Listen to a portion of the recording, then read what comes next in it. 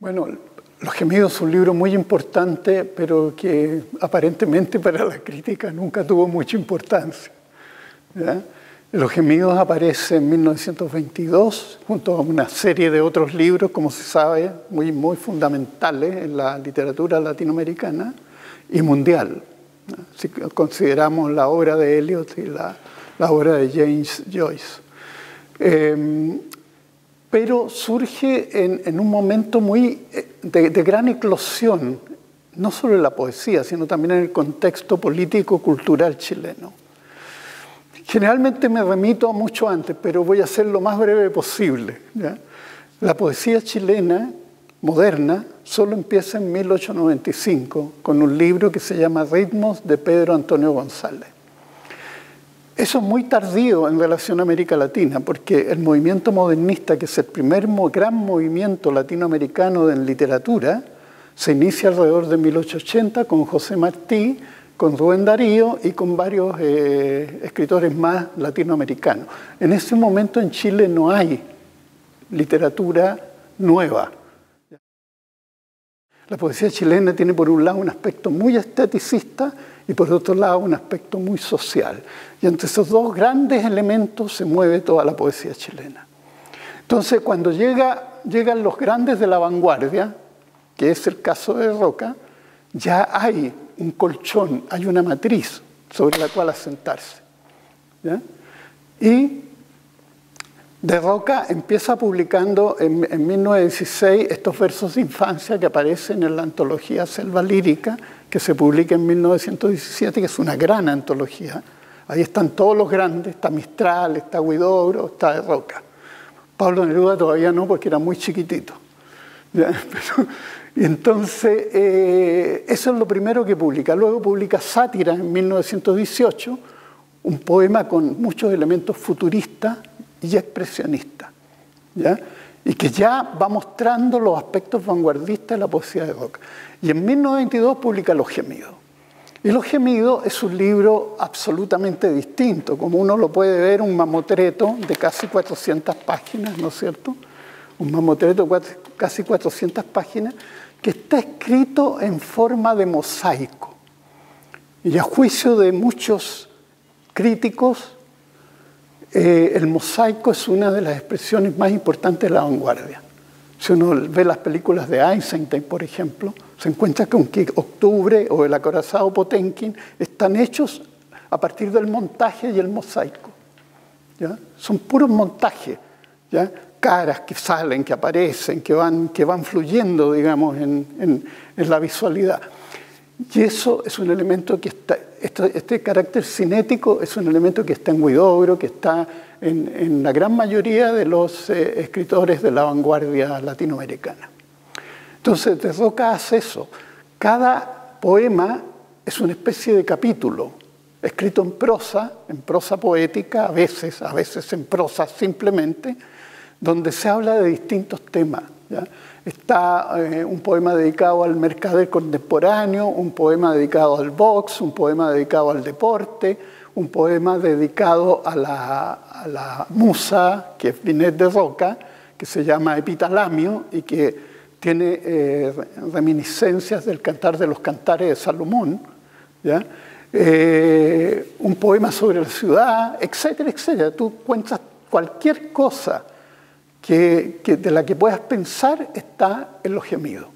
Y eso es un elemento vanguardista. Cuando los vanguardistas se abren al mundo y se abren al feísmo, se abren también a la belleza, pero se abren a todas las posibilidades de la escritura, eso es vanguardista. Soy profundo en cuestiones financieras. ¿Quién rige los inciertos bergantines humanos sobre el mar proceloso de la vida? Esa es una cita, ¿no? El dinero y aquel astro de primera magnitud que viene asomando por el oriente hacia el cual todos miran, otra cita, ¿no? Son de poetas más antiguos. ¿Cómo se llama? El dinero, el dinero. La felicidad consiste en tener plata, mucha plata. ¿Y para qué? Poetas románticos, ser rico por ser rico y nada más. Es bien poco decir, románticos. El amor, compro 100 mujeres. La belleza, Quiero estatuas y cuadros célebres por valor de 900 libras. Quiero, luego adquiero. Mi palacio es de ónix y Carrara legítima, cuesta 3 millones. Ah, y si también muere, señores, cuando muere me enterrarán en un mausoleo de un valor de 99.000 pesos. Ángeles, 3,5 metros, cruces, 7,5 metros, cruces 7,5 metros y puertas de bronce plateado, además del enorme acompañamiento, la carroza y los hermosos grandes caballos percherones. Bueno, ahí él está hablando justamente de este capitalismo incipiente que empieza a apoderarse del mundo latinoamericano y que él está criticando en este libro de 1922. Quienes más aceptaron libros como Los Gemidos fueron los escritores, y sobre todo los poetas, ¿ya? Entonces hay una pléyade de escritores, como el caso de Droguet, del mismo Nicomedes Guzmán, el caso de Gonzalo Rojas, Humberto Díaz Casanueva, y varios poetas menos conocidos que apreciaron enormemente la poesía de Roca y apreciaron Los Gemidos. Entonces, el escritor o el poeta tiene más intuición acerca de lo que vale y lo que no vale, ¿ya? En la literatura, con el fin de darle un sentido a las cosas. Los críticos generalmente son muy decimonónicos, son muy atrasados. Y es lo que pasó con por ejemplo, Alone, Hernán Díaz Arrieta, es lo que pasó con Silva Castro, lo que pasó con Omar Emet, una serie de críticos que para ellos la poesía era la belleza. Claro, para el modernismo la poesía era la belleza, pero el modernismo ya había pasado. Rubén Darío se murió en 1916, estábamos en 1922, estábamos en otro momento, pero se seguía apreciando ese tipo de poesía, ¿ya? Entonces, es muy difícil a tal punto que, como cuenta la leyenda, la gran mayoría de los ejemplares de este libro sirvió para envolver carne en el matadero, ¿ya? Porque no se vendió. Si uno mira los libros de Roca, primero son artesanales porque lo hace él mismo, tiene 2 o 3 amigos que lo ayudan haciendo silografías, como Carlos Hermosilla, por ejemplo, y otros, pero tienen ese carácter único, ¿ya? Que libros que tienen alambre para unir las páginas, libros que tienen formas desmesuradas, etc. Hay una cantidad de elementos que uno puede apreciar, o con empastes, ¿no? Como Genio del Pueblo, o el libro de... Bueno, hay varios libros que tienen esos empastes gruesos, ¿no? Mundo a Mundo Francia, ¿ya? Arenga sobre el arte, etc. Entonces, todo ello contribuye a la actitud vanguardista, de salirse del canon, de salirse de la idea de un mundo masivo. Al mismo tiempo ellos quieren llegar a las masas, porque también incorporan la cultura popular, ¿ya? Y eso ya venía desde Carlos Pessoa Belli, que hace las dos cosas. Escribe en los diarios y al mismo tiempo no publica libros, porque no alcanzó a publicar libros, pero intenta, digamos, también llegar a través de revistas académicas al mundo académico.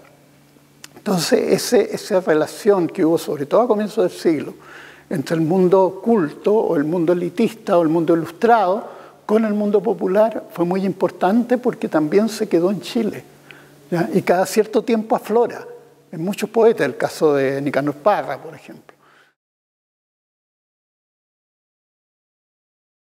Agüita que corre por la vía pública, son de ciudades viejas, Nuremberg, Toledo, Marsella, clásica voz romántica, la tonada del afilador. Dan ganas de irse, dan ganas de irse por los caminos, agarrar los chiquitos, la querida mujer, los chiquitos, e irse a mendigar bellezas por los caminos, por los negros y largos caminos de la vida, por los negros y largos caminos de la vida. Las tiendas, Se compra y vende, muelas de cadáveres usados, libros viejos, trajes viejos, monedas antiguas y otros comestibles. Gat y Chávez, limitada, modas de otoño, suceso, vestidos color hoja seca sobre azul, escapulario y estampas de San Juan el Evangelista, San Mateo, San Dionisio y Santa Catalina, Virgen, crucifijos, medallas, reliquias, las benditas aguas de Lourdes embotelladas a 30 pesos. Además, leche de Juana de Arco y un calcetín de San José de Arimatea, ataúdes. Peluquería Los Buenos Amigos, estampilla Botica Chile, regentada por su dueño de nacionalidad peruana. Almacén La Iglesia Católica, expendio de licores, heladería El Sol, picantería Las Violetas, panadería La Miseria, agencia La Caridad, peletería El Zorro, señoras. Automóviles y pelucas para difuntos, especialmente sardinas y salmones en vinagre, en aceite, en tomate. Jamás es primavera, jamás en los suburbios, allí el invierno, todo el invierno lloren las goteras irremediables y los resfríos, las bronqueneumonías, la tos gris y eterna, los reumatismos, abren sus corolas tentaculares en aquel feroz invernadero de crímenes, tuberculosis y sífilis. Las prostitutas andan vendiendo semilla de hombre a los menesterosos, vendiendo semillas de hombre, oh Dios, tus hijos menores.